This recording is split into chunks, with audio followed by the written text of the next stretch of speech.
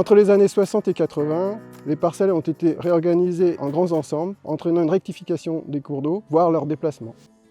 Ça m'intéresse de conjuguer mon travail d'exploitante agricole avec la protection des milieux naturels. L'objectif, c'est bien l'amélioration de la qualité et la préservation du milieu naturel sur notre territoire. Je suis exploitante à la Garnache en vache allaitante depuis 2018 et je rencontre du coup sur certaines parcelles des soucis d'inondation qui affectent aussi les parcelles en amont et en aval. Le syndicat mixte de la baie de Bourgneuf est passé nous présenter son projet et la motivation ça a été d'améliorer du coup la circulation de l'eau, d'améliorer la qualité de l'eau pour les animaux. Ça m'a permis aussi de créer des accès aux parcelles que j'avais pas avant. Donc améliorer les conditions pour les animaux aussi, pour moi les passages de matériel.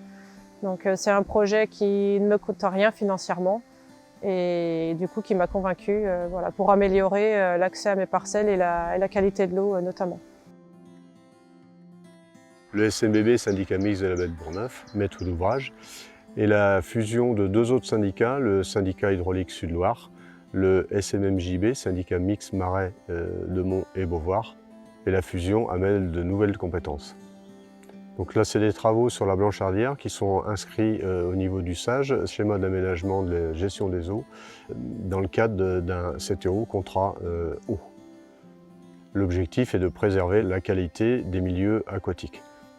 Donc, tout cela se fait avec les partenaires techniques, la commune de la Garnache, les services de l'État, la direction départementale des territoires et de la mer, la fédération de chasse, la fédération de pêche, l'OFB, l'Office française de la biodiversité, mais aussi les partenaires financiers, l'Agence de l'eau, le département 85 et les intercommunalités.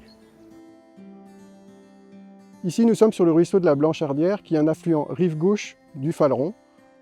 Le projet de restauration morphologique est prévu sur 300 mètres linéaires et il est situé à environ 3 km des sources. Il est composé en deux parties. La première partie consiste à remettre le cours d'eau dans son fond de vallée. L'ancien lit sera rebouché et servira de bras de décharge en cas de crue et de réservoir biologique.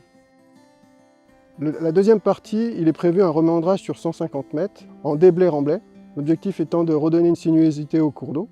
L'ensemble du linéaire sera rechargé en matériaux graveleux, en alternance avec des zones plus profondes et des zones plus rapides, l'objectif étant que la rivière retrouve un fonctionnement optimum. Le projet prévoit également des plantations de ripisylves pour permettre d'avoir une alternance d'ombre et de lumière.